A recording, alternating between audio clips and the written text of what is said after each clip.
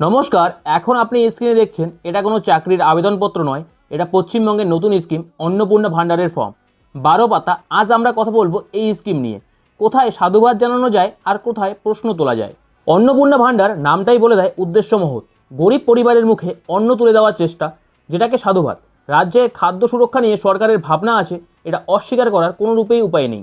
ডিবিটির মাধ্যমে টাকা সরাসরি ব্যাংক অ্যাকাউন্টে টাকা দেওয়ার পরিকল্পনা, মাঝে কোনো দালাল থাকবে না, কাগজ কলমে। এটা স্বচ্ছতার বড় পদক্ষেপ। লক্ষ্মীর ভাণ্ডার, কন্যাশ্রীর মতো প্রকল্পে মানুষ উপকার পেয়েছে, সেই বিশ্বাস থেকেই মানুষ আবারও লাইন দিচ্ছে। সে তো মানুষের অভ্যাসই। 12 পাতার ফর্ম, এটা কি সত্যিই দরকার?